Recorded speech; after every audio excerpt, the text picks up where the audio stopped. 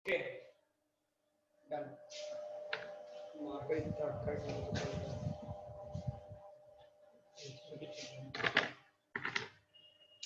Okay, ध्यान देना हमारा जो टॉपिक है आप लोगों ने बताया कैसे नेचुरल रिसोर्स वर्क करना है, ठीक है।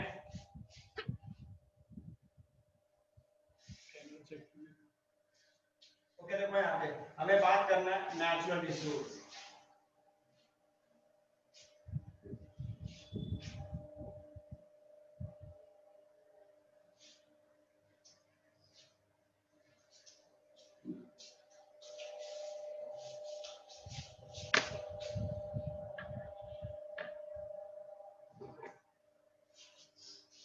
नेचुरल रिसोर्स इस टॉपिक हम लोग को डील करना है, थोड़ा फोकस कीजिएगा।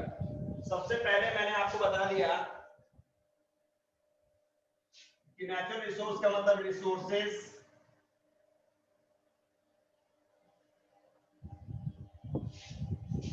Created by nature,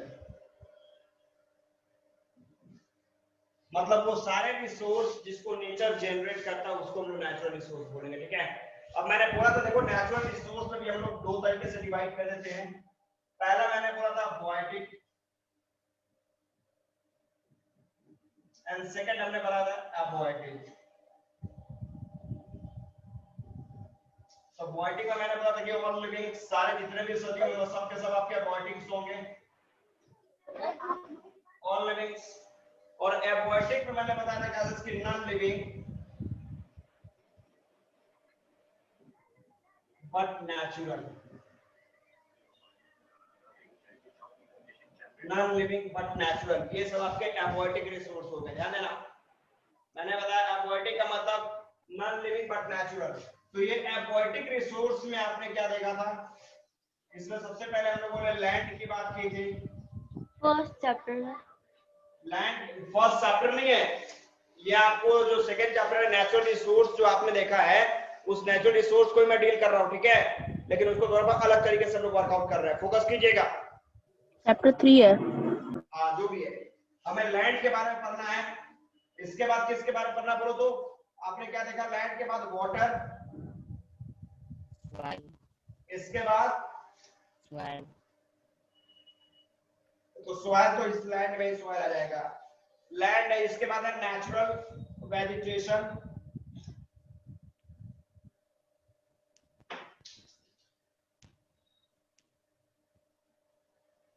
natural vegetation, और एक लास्ट में चलते चलते हम लोग सोलर एनर्जी के बारे में भी डील कर लेंगे। वाइल्ड लाइफ रिसोर्सेज,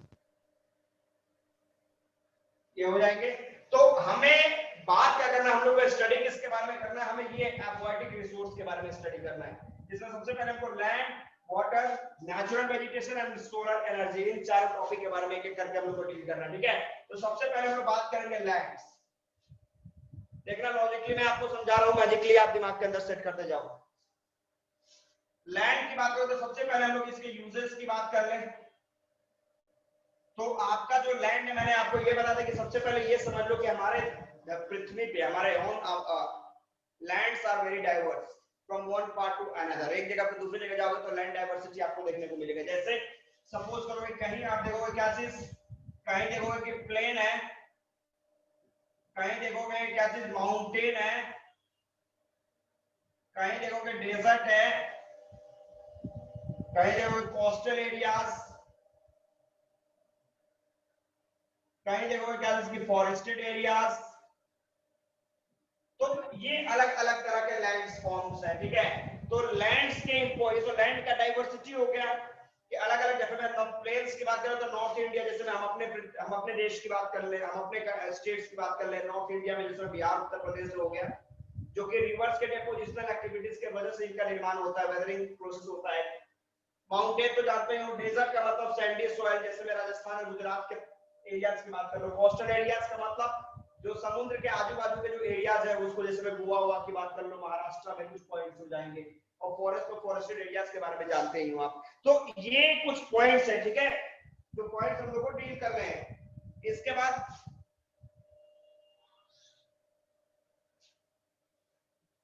इसके इंपॉर्टेंस की बात करेंगे हम लोग, ध्यान देना।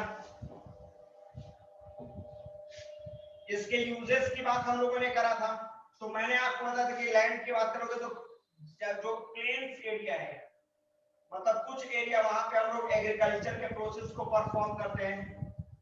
एग्रीकल्चर तो जानते हो, कैसे to grow crops,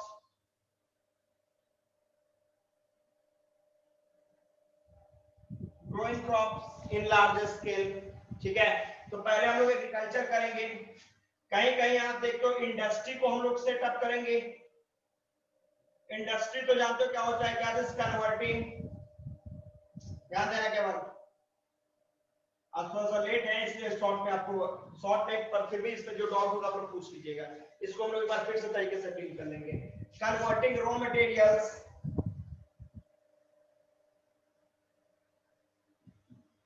into finished goods.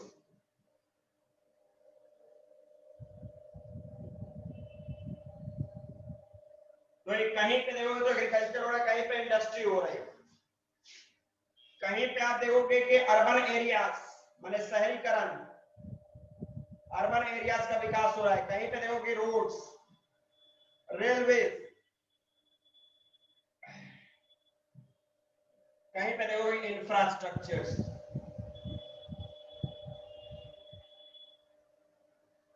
तो ये है लैंड्स का यूज, ठीक है। लैंड को इसी तरीके से हम लोग यूज कर रहे हैं। कोई दिक्कत है जिसमें एग्रीकल्चर भी है, इंडस्ट्री भी है, अर्बन एरियाज का भी विकास हो रहा है, रोड्स भी है, रेलवेज भी है, डैम्स भी बन रहे हैं, इंफ्रास्ट्रक्चर्स का विकास हो रहा है, इंडस्ट्रीज का विकास हो रहा है।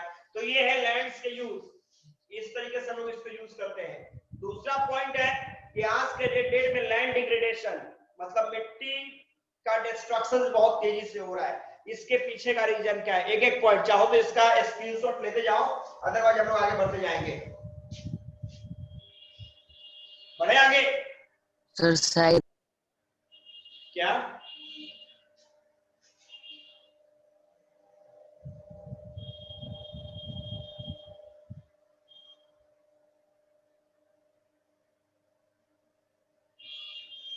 कैन वी गो फॉरवर्ड, आगे बढ़े। Yes sir. ओके, ध्यान दीजिएगा, जहां पे जिसको डाउट हो वो क्वेश्चन एनालाइज कर लेगा। तो ये है लैंड्स के यूजेस की बात हम लोगों ने करा। अब चलो लैंड डिग्रेडेशन की बात करते हैं। ये मिट्टी जो है, जमीन का कटाव बहुत तेजी से हो रहा है, मतलब लैंड का डिस्ट्रक्शन, मैं डिग्रेडेशन की बात कर रहा हूं। तो इसके पीछे के रीजन देख लो, क्या क्या है पॉइंट देखो। सबसे पहले तुमने देखा कैसे इनऑर्गेनिक फर्टिलाइजर का यूज,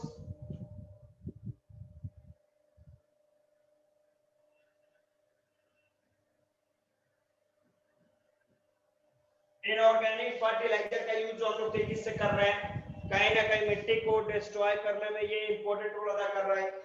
सेकेंड, ओवरग्रेजिंग, ओवरग्रेजिंग मतलब जानवरों पे जो ज्यादा आप घास फूस चर लेते हैं ऊपर, ओवरग्रेजिंग जो कराते हैं उसको हम लोग बोलेंगे। इसके बाद डेफोरेस्टेशन,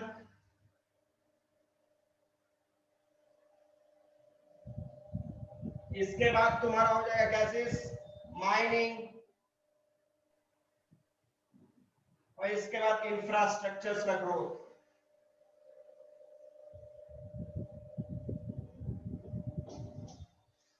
तो देखो ये कुछ एक्टिविटियां हैं जिसकी वजह से लैंड डिग्रेडेशन का प्रोसेस हम लोग को फेस करना पड़ रहा है, ठीक है। आज के डेट में आपका लैंड जो है वो डिस्ट्रॉय होता चला जा रहा है। तो इसमें सबसे पहला जो पॉइंट मैंने बताया देखो इनऑर्गेनिक फर्टिलाइजर, कहने का पॉइंट है कि इमेजिन करो कि 1916 के बाद, after 1960 when our farmer start green revolution inside our country, then they started to upgrade, they started to add upgraded technology with agriculture, and because of that it was clear that now they are capable to grow surplus production, but the quality of soil is just going to be decreased slowly. कहने का मतलब है कि suppose करो, छोटा सा example देखो, जिस तरीके से धरल्ले में आप इनऑर्गेनिक फर्टिलाइजर का यूज कर रहे हो, तो क्या आज से जो 50-60 इयर्स पहले जो मिट्टी की क्वालिटी थी वो क्वालिटी बरकरार है? नो, क्वालिटी डैमेज हुआ है, धीरे धीरे हुआ है। तो कहने का मतलब ज्यादा से ज्यादा इनऑर्गेनिक फर्टिलाइजर का एडिशन करोगे अपने सॉइल के ऊपर तो ये भी नुकसानदायक है। प्लस सेकंड, ओवरग्रेजिंग, ओवरग्रेजिंग तो अभी बताया मैंने, जानवरों को ज्यादा खिलाना वो भी है प्रॉब्लम। डेफोरेस्टेशन मतलब पेड़ों का कटाव, अब कहने का मतलब देखो, डेफोरेस्टेशन का मतलब देखा आपने, cutting down trees in large scale, ज्यादा से ज्यादा मात्रा में जो पेड़ों को कट कर रहे हो, ये भी आपका कहीं ना कहीं, तो कहने का मतलब है कि पेड़ जो है, जब फॉरेस्ट है तो वो क्या करते हैं, उनके रूट जो होते हैं वो क्या करते हैं, मिट्टी को जकड़ के रखते हैं, ठीक है। बट जैसे लोग पेड़ों कट करेंगे, क्या करेंगे, उनके जो मिट्टी जो वो हल्की लाइटली हो जाएंगे, और तेज तूफान बारिश है वो मिट्टी को बहा के एक जगह से दूसरी जगह लेके जाएगा। तो ये भी प्रॉब्लम है। माइनिंग का मतलब तो आपने देखा कि डिगिंग आउट सॉइल, मिट्टी को, जमीन को खोद के मिनरल्स को बाहर निकालना, तो मिनरल्स को निकालने के आप उसने मिट्टी को खोद रहे हो, डिग आउट कर रहे हो, तो क्या है, वो भी आपका पॉइंट है। और इंफ्रास्ट्रक्चर की बात मैंने की, जैसे में रोड्स बन रहे हैं, डैम्स बन रहे हैं, नई रेलवे ट्रैक्स कर रहे हो, तो ये सब कहीं ना कहीं पेड़ों को कट कर रहे हो, मिट्टी जो फर्टाइल जमीन है जहाँ पे खेती हो सकता है उसके ऊपर तुमने सड़क बना दिया, तो कहने का मतलब ये भी कहीं ना कहीं मिट्टी का डिस्ट्रक्शन का रीजन है। तो ये सब हो जाएंगे। Done everybody? लैंड डिग्रेडेशन के रीजन समझ में आ गए everyone? Fast tell me, yes no? Everyone, yes no?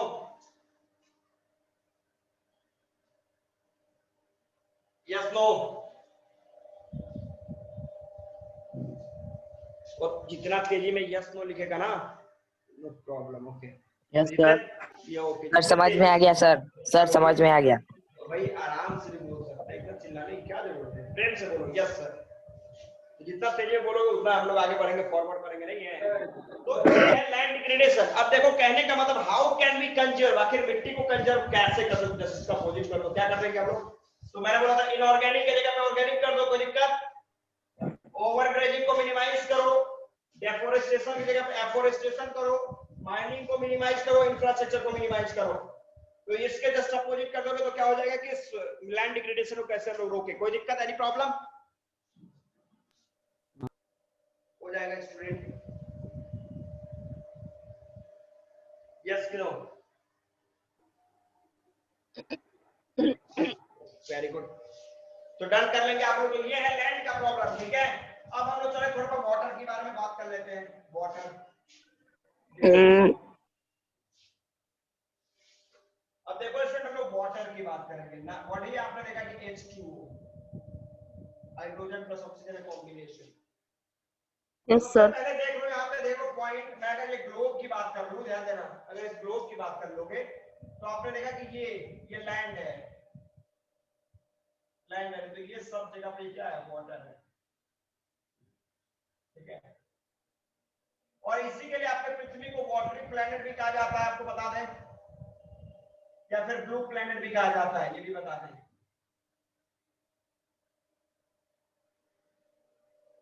तो कहने का पॉइंट कि वाटर के इंपोर्टेंस, देखो वाटर के इंपोर्टेंस की बात कर लो तो छोटा सा एग्जांपल देख लो, हमारे डोमेस्टिक वर्क में ड्रिंकिंग हो गया, बैथिंग हो गया, वॉशिंग क्लॉथ्स हो गए, नहीं है सब वर्क है, प्लस फार्मर्स वाटर का यूज करके क्या करते हैं, क्रॉप्स को इरिगेट करने का काम हो गया, नहीं है, मतलब प्लस वाटर, और क्या करते हैं, वाटर बॉडीज हमारे नेचर के बैलेंस को मेंटेन करने का भी काम करते हैं थ्रू वाटर साइकिल, आपको तो इसको पढ़ा ही होगा। तो वाटर तो ये है कि एक बहुत ही ज्यादा basis components of our life, without which we cannot imagine about our life, हम उसके बिना अपने लाइफ के बारे में इमेजिनेशन ही नहीं कर सकते हैं, ठीक है। तो वाटर के सोर्स की अगर बात करें, ध्यान देना, तो वाटर के सोर्स की बात करोगे तो इसमें आपने देखा क्या चीज, सोर्सेज ऑफ वाटर, वाटर मिलते कहां पे है, ध्यान देना, सोर्सेज ऑफ वाटर। तो इसमें सबसे पहले आपने देखा कि ओशियन, सीज हो गए, रिवर्स हो गए, अंडरग्राउंड,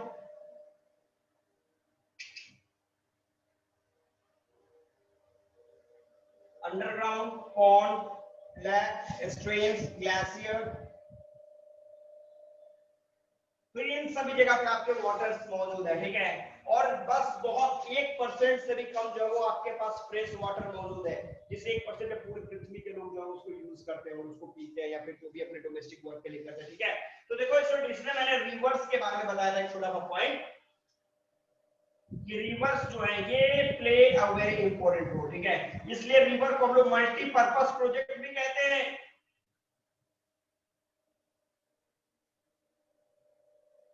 तो बताइए, सब पढ़ा चुके हैं। बता चुका हूं मैं, आई नो दैट, मैंने बोला कि मैं रिकैप करा रहा हूं। अब रिवर्स के ऊपर हम लोग जा रहे हैं, तो रिवर्स को थोड़ा बहुत वर्कआउट करेंगे, फिर आगे हम लोग नेचुरल वेजिटेशन के ऊपर जाएंगे। मैंने आपको बताया था कि देखो यहाँ पे कि रिवर्स को मल्टीपर्पज प्रोजेक्ट बोलते हैं। कौन बताएगा? एनीबॉडी? रेज योर हैंड्स जो बताना चाहे कि रिवर्स को मल्टीपर्पज प्रोजेक्ट क्यों कहेंगे।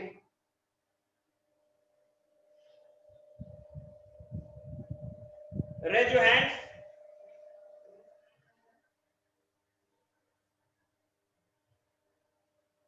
एवरीवन। बस 2 ही स्टूडेंटों को पता है। मैं पढ़ा चुका हूं तब तो सबको 12 के 12 स्टूडेंटों को हैंड रेज करना चाहिए था। अगर मैंने इसको वर्कआउट करा लिया, इसको हम लोग रिवाइज कर रहे हैं, तो आपको तो टोटल स्टूडेंटों को हैंड को रेज कर देना चाहिए था कि हाँ भाई हम सबको पता है। एवरीबॉडी। तो पढ़े हुए टॉपिक को पढ़ने के समय बस 2-3 हैंड उठ रहे हैं। आर्य Bhardwaj.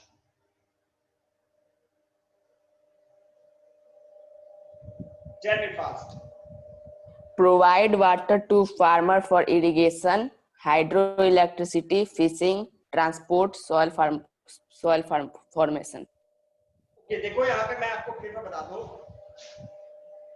Okay, I know that you are new in this class. मुझे पता है। I'm not giving any type of force. नहीं, मैंने ऐसे ही पूछा इस टॉपिक को। तो चलो जो न्यू है उनके लिए भी प्लस पॉइंट हो जाएगा। देखो पहला पॉइंट है कि मल्टीपर्पज प्रोजेक्ट का मतलब क्या है। ध्यान देना कि मल्टीपर्पज प्रोजेक्ट का मतलब क्या है। तो मल्टीपर्पज प्रोजेक्ट का मतलब होता है क्या, जिसकी एक ऐसा प्रोजेक्ट जिससे 2 या 2 से ज्यादा यूजेस आप कर रहे हो, वो आपके लिए यूजफुल है। जैसे मैंने रिवर्स बताया कि रिवर्स जैसे मैं देखो मल्टी टैलेंटेड स्टूडेंट किसको बोलेंगे, तो मैंने बताया था कि मल्टी टैलेंटेड का मतलब जिसके अंदर एक से ज्यादा क्वालिटियां हैं, जिसमें वो एजुकेशन में भी अच्छा है, सिंगिंग में भी अच्छा है, चेस भी अच्छा प्लेयर है, स्पोर्ट्स भी अच्छा खेलता है, स्पीकर भी बहुत अच्छा है, डिबेटर भी बहुत अच्छा है, राइटर भी बहुत अच्छा है, सिंगर भी बहुत अच्छा है, मतलब गजब के एक से ज्यादा क्वालिटियां उसके अंदर मौजूद है। उसको हम क्या बोलेंगे? गजब का मल्टी टैलेंटेड स्टूडेंट है। तो मैंने बताया कि रिवर्स को मल्टीपर्पज प्रोजेक्ट अगर हम बोल रहे हैं तो इसके पीछे का रीजन क्या है। ध्यान देना, rivers are called multipurpose project. Why? Because पहला पॉइंट, रिवर्स की मदद से हम लोग हाइड्रो इलेक्ट्रिसिटी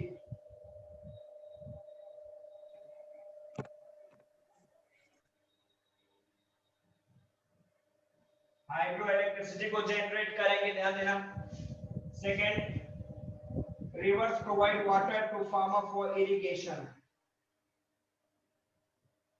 इरिगेशन में भी सपोर्ट करता। 2 काम, 2 फायदे हो गए। थर्ड फायदा, डेपोजिशनल एक्टिविटी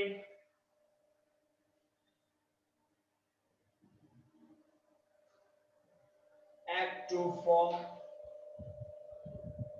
सॉइल। भैया देखो मिट्टी का भी निर्माण करता है डेपोजिशनल एक्टिविटीज करके। इसके बाद क्या करता भैया, ध्यान दो, तो तुम्हारा हाइड्रो इरिगेशन डेपोजिशनल एक्टिविटी प्लस तुम्हारे डोमेस्टिक वर्क में भी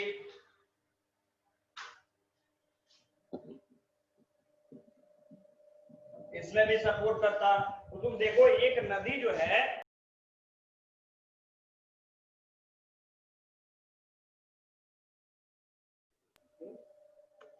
wait for 2 minutes, 2 minute wait कर लो आप लोग।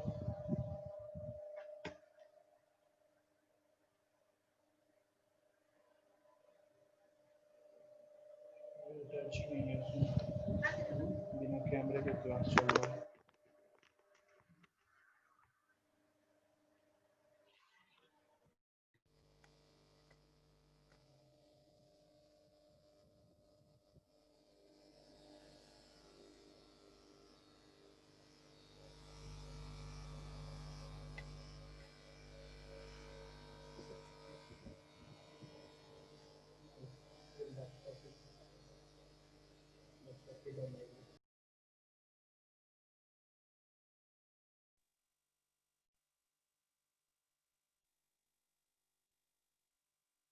यही है, उस पे ऐसा कुछ लगा है और सब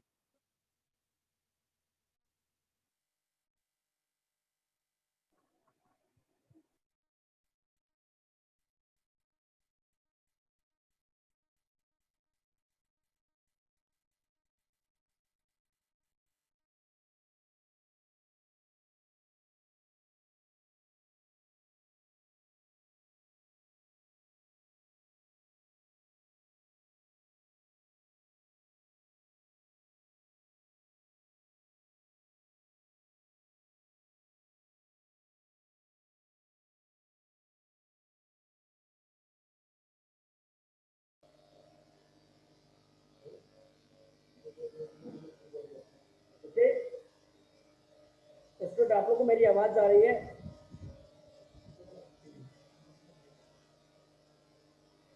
यस ओके एवरीबॉडी।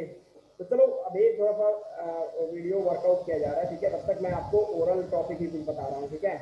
तो मैंने आपको बताया कि रिवर्स जो है वो होते हैं ना, रिवर्स जो है उसको देखो यहाँ पे मल्टीपर्पज प्रोजेक्ट हम लोग बोल रहे हैं, क्योंकि मैंने आपको बता दिया क्या चीज।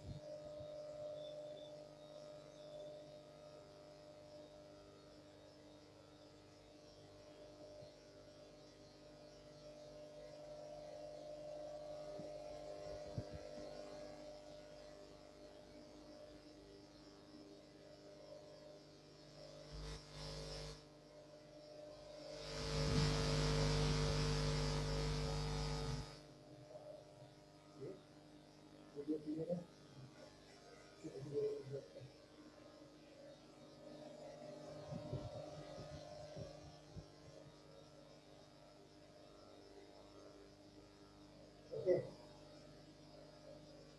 तो देखो यहाँ पे मैंने आपको बता दिया, ध्यान देना, मैंने आपको एक छोटा सा पॉइंट बताया, इसमें फोकस करेंगे आप लोग।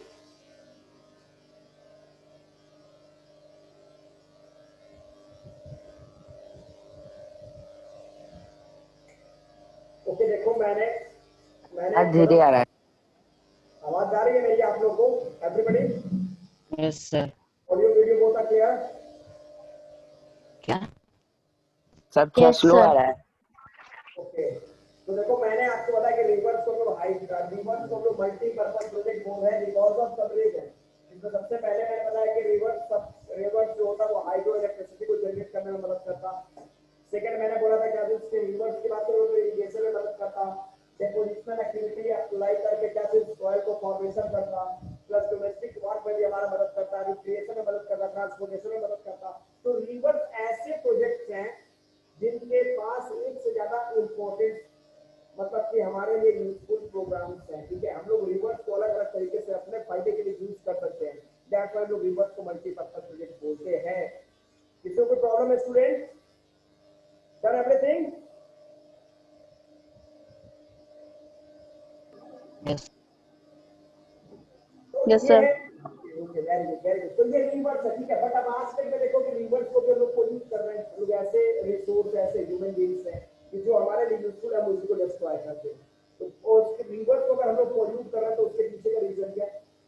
तो सबसे पहला पॉइंट देख लो, रिवर्स को लोग पोल्यूट करते हैं तो हमारे इंडस्ट्री से जो भी वेस्ट है, जो सीवेज है, बिना फिल्टर के हम लोग रिवर में उसको अप्लाई करते हैं, फ्लो ऑफ करते हैं। तो क्लियर है क्यों क्या करेगा? रिवर्स को पोल्यूट कर रहे हैं। सेकंड मैंने बताया था कि अगर सपोज अपने घर से भी हम लोग देखते हैं कि डोमेस्टिक हम लोग क्या डस्ट, अपने घर के जितने भी डस्टबिन जो भी कचरे हैं उसको लेकर प्लास्टिक जो भी अपन नाले में फेंक किया हमने, अब वो नाले के थ्रू फ्लो करते करते बजा के रिवर में बजा के ऐड हो गया। तो ये भी रिवर्स का पोल्यूशन का पॉइंट है। तो दूसरा और पॉइंट हमने है कि हम लोग अपने जानवरों को, हमारे गाँव में जब देखना, अपने गाँव में तो गाय भैंस जो भी जानवर उसको लेकर नदी में ऐसे ही नहा दिया आपने, तो उसके लिए जो बच्चे नदी में जाकर मिल गए। दूसरा कुछ नेचुरल एक्टिविटी भी है, जैसे तेज तूफान है, अपने पास कचरे उसको लेके जाके नदी में ट्रांसफॉर्म कर दिया, तो इससे भी आपका क्या हो रहा है? रिवर पोल्यूट हो रहा है। तो कहने का पॉइंट है कि आप देखो कि आज तक में गवर्नमेंट ने भी अलग अलग तरह के स्टेप्स लिए, जैसे नमामि गंगे, या फिर अलग अलग तरह के प्रोग्राम गवर्नमेंट ने लॉन्च किया। टारगेट क्या था कि भाई रिवर को कैसे क्लीन करें, रिवर को कैसे साफ सुथरा करें, ठीक है? और करोड़ों करोड़ रुपए जो है इस प्रोग्राम के ऊपर हमारी गवर्नमेंट जो स्पेंड कर रही है। टारगेट देखिए कि नदी को साफ सुथरा करना, ठीक है? तो गवर्नमेंट के कितने भी स्टेप्स लिए जाए, जब तक हम उसमें पॉलिसी वगैरह नहीं करेंगे वो नदी साफ होने वाली नहीं होगी। क्या तो गवर्नमेंट के स्टेप लेने से होगा कि हमें भी उसमें पॉलिसी वगैरह करना पड़ेगा? हमें भी we have to play a very important role to make our river clean and clean. तो सब इंपॉर्टेंट वाला करते हैं ना? इसमें कौन स्टूडेंट है? एनीबॉडी जो रिवर्स को क्लीन करने में किसी भी तरह का इंपॉर्टेंट रोल करता है? एनीबॉडी? एनीवन? कर्तव्य?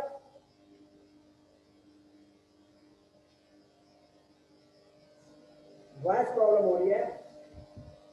चलो ओके, चलो ठीक है। तो ये है देखो रिवर्स का इंपॉर्टेंट, ठीक है? अब थोड़ा हम लोग नेचुरल वेजिटेशन की बात कर लेंगे, ध्यान देना। अगर हम वेजिटेशन की बात कर लें, देखना यहाँ पे इंपॉर्टेंट फोकस का नेचुरल, देखो यहाँ पे नेचुरल वेजिटेशन की बात करें तो सबसे पहले हम लोग देख लेते हैं कि फॉरेस्टेड एरियाज के इंपॉर्टेंस क्या है इन आवर लाइफ। फॉरेस्ट के इंपॉर्टेंस क्या है, फॉरेस्ट हमारे लिए इंपॉर्टेंस क्या है। तो इसमें देखो सबसे पहले हम लोग बात करेंगे, ध्यान देना कि फॉरेस्ट करता क्या है। तो फॉरेस्ट सबसे पहले हमें क्या करता है कि शेल्टर देता, शेल्टर टू एनिमल्स। सेकेंड आपको क्या चीज, हमें food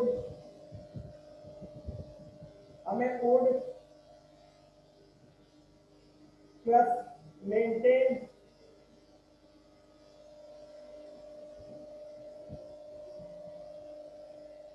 balance of oxygen and CO2, oxygen CO2 के बीच के बैलेंस को मेंटेन भी करता हूं एंड कॉजेस रेनफॉल में भी मदद करता, प्लस और भी है सोइल एरोजन को भी रोकता है, stop.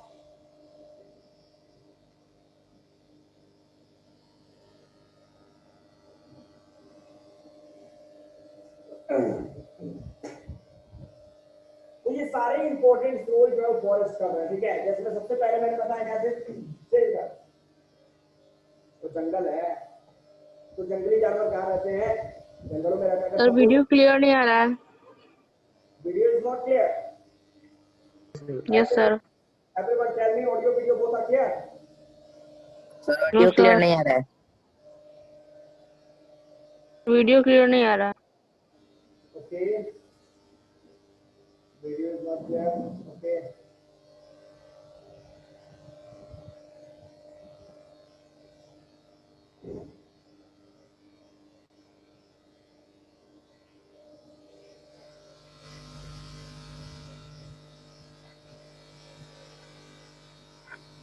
Now, find everything.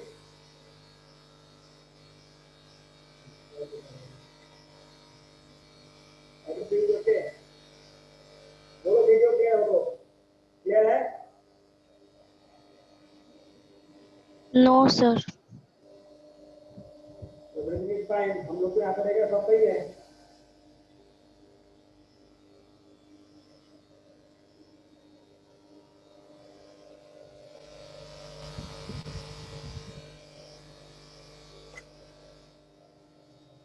Now everything is clear. तो तेजिए बोलो, यस नो जल्दी बोलिए आप लोग, everything is fine. Yes sir. Yes sir. Okay okay okay, very good.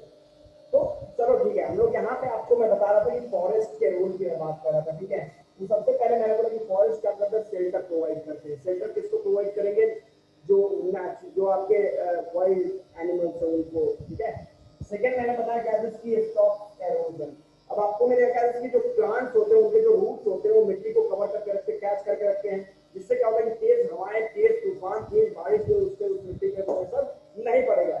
Third मैंने बोला कि जिसके फूड, हमें फूड प्रोवाइड करते हैं, फूड प्रोवाइड करते हैं। फूड मतलब मेरा कहने का पॉइंट है क्या, जिसकी जो आपके फ्रूट्स जो भी है वो अपना फूड का मतलब फूड का मदद से बड़ा करके फर्नीचर भी तैयार करते हैं, जिससे आप फूड वर्क करते होंगे। इसके बाद आप देख लो क्या कि maintain the balance of oxygen and carbon dioxide. अब ऑक्सीजन CO2 के बारे में तो तुमने देखा है कि हम लोग क्या लेते हैं। Video is not clear. तो मैं तो बता रहा हूँ, पहले मेरे को ऑडियो क्लियर है ना, आप मेरी बातों को सुनो ना, मैं जो पूछ रहा हूँ उसको देखो। मैंने बताया कि ये बताओ कि हम लोग लेते क्या है, व्हाट वी टेक, ऑक्सीजन और CO2। ऑक्सीजन। ऑक्सीजन लेते हैं और हम लोग रिलीज क्या करते हैं, ऑक्सीजन। Carbon dioxide. CO2। और प्लांट्स क्या लेते हैं, oxygen. Carbon dioxide. Oxygen. Plants oxygen लेते हैं कार्बन डाइऑक्साइड। और रिलीज क्या करते हैं, ऑक्सीजन। ऑक्सीजन। हमने क्या देखा कि we both are interdependent on each other, ठीक है। इसको बोलते हैं इकोसिस्टम, जहां पे कहने प्लांट्स जो हैं वो ऑक्सीजन को रिलीज करते हैं which is taken by us and we release CO2 which is taken by the plants. तो कहने का मतलब वी बोथ आर इंटरडिपेंडेंट। अब इमेजिन करो कि अगर प्लांट्स को हम लोग हटा दें, प्लांट्स अगर हट गए तो कहने का मतलब ये ऑक्सीजन और कार्बन डाइऑक्साइड के बीच का जो बैलेंस है वो तो डिस्टर्ब हो जाएगा आपका, यस कि no? Tell me. Yes sir. Yes और नो? Yes, sir. यस। तो यहाँ Yes. पे आपने क्या देखा, इसी को मैंने बताया कि मेंटेन करते ऑक्सीजन एंड कार्बन डाइऑक्साइड, ठीक है। फिर देखो कॉजेज रेनफॉल, फॉरेस्ट जो होते हैं वो रेनफॉल को कॉजेज करते हैं। तो कहने का मतलब बहुत सारे स्टूडेंट क्वेश्चन पूछ सकते क्या बात कर रहे हो, मतलब एक पेड़ लगा देंगे तो हमारे बारिश होना शुरू हो जाएगा, ये बहुत सारे इस तरह के स्टूडेंट क्वेश्चन कर सकते हैं। बट एक छोटा सा एग्जांपल देख लो, आपको मैं बता रहा हूँ कि राजस्थान को आसाम से कंपेयर करो, राजस्थान में no forest no rainfall, Assam side में जहाँ मोर फॉरेस्ट मोर रेनफॉल। तो ये इंडिकेट कर रहा है कि जहां पे फॉरेस्टेड एरियाज होंगे वहां पे प्रेसिपिटेशन का प्रोसेस बहुत फास्ट होगा और वहां पर रेनफॉल बहुत ही ज्यादा होगा in the comparison of those areas where forested areas are not available. Any problem? समझ में आ No, गया आप लोगों को? आगे बढ़े? No, sir. हो जाएगा ये स्टूडेंट? Yes, sir. इसके बाद देखो मैंने बताया कि स्टॉप, ओके, तो ये सारे फॉरेस्ट के पॉइंट्स है, ठीक है। तो आज के डेट में आप देख रहे हो कि हम लोग only to fulfil our greed, थोड़ी सी अपनी लालच को पूरा करने के लिए हम लोग क्या कर रहे हैं, we have started deforestation which are very dangerous not for us, for this beautiful earth too। हम लोग जो पेड़ों को बहुत तेजी से काटते चले जा रहे हैं भैया, कट डाउन कर रहे हैं, ये कहीं ना कहीं हमारे लिए तो प्लस है, ये सबके लिए ये नुकसानदायक है। तो ये हमारी रिस्पांसिबिलिटी है, it's our responsibility to maintain the balance of क्या be the people and natural vegetation. कोई दिक्कत? इसमें कितने स्टूडेंट जो अपने बर्थडे पे पेड़ लगाते हैं, रेज योर हैंड्स, जो अपने बर्थडे पे एक पेड़ लगाते हैं। Sameer very good, Aditi very good, Swati very good, next. अच्छा, और सब कट डाउन करता है, मतलब ये एफोरेस्टेशन 3 स्टूडेंट करता है, एफ डेफोरेस्टेशन करता है, तुम पेड़ काटता है जी। अक्षत, आलोक, आदित्य, ये सब क्या है? सब बॉय। और मैं तो कब बोला तेरे को कि तुम बॉय है? तुम बॉय ही है। मैंने बोला कि क्या तुम लोग बर्थडे के दिन अपने पेड़ नहीं लगाते? You don't plant? Yes sir, clear. पेड़ लगाते हो? Yes no? यस कि no? Tell me fast. Yes. तो जो लोग पेड़ Yes लगाते sir. हैं, जो पेड़ लगाते हैं उनके लिए कॉन्ग्रेचुलेशन। Yes sir, plant लगाते हैं, plant. प्लांट ही लगाओ। कर्तव्य कोई प्लेस ही नहीं है, तो तुम मेरे घर चले आना, वहां पे बहुत प्लेस है, पेड़ लगा के चले जाना। पेड़ लगाना है कहीं भी लगा दो, कोई प्लेस थोड़ी है कि अपने छत के ऊपर ही पेड़ लगाओगे। तो जहां भी स्पेस मिल गया वहां पे हमने पेड़ लगा दिया, ठीक है। ऐसा थोड़ी ना कि मेरे जमीन, मेरे अगर लैंड में, मेरे एरिया में अगर पेड़ रहेगा तभी उसका ऑक्सीजन मैं लूंगा, और बगल वाले पड़ोसी के घर में पेड़ है तो वो मेरे को ऑक्सीजन नहीं लेने देगा। ऐसा कुछ होता है क्या? No, sir. वो garden is full of tree, तो फुल में फुल करो, कोई दिक्कत नहीं है, नहीं है। तो ये है स्टूडेंट आज का क्लास, ठीक है। तो हम लोग नेक्स्ट डे फिर क्लास को और भी ज्यादा ऑर्गेनाइज तरीके से करेंगे, ठीक है। सॉरी थोड़ा हम लोग को पॉइंट्स थोड़ा डिस्टर्बेंस हो गया, अदरवाइज हम लोग क्लास करिए अटेंड करते हैं, ठीक है। तो यहां से एक छोटा सा ब्रेक लें। ओके, आदित्य क्वेश्चन पूछना है, पूछिए।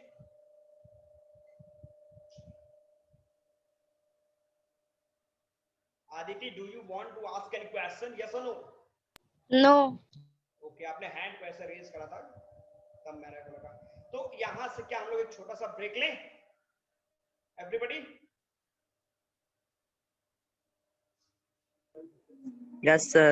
ओके, तो एक छोटा सा ब्रेक, हम लोग मिलेंगे फिर अगले अपने क्लास में, ठीक है। Start another chapter next day. Okay, next chapter हम लोग करेंगे। कौन सा चैप्टर आप लोग का नेक्स्ट है ये बताओ तो, टेल मी।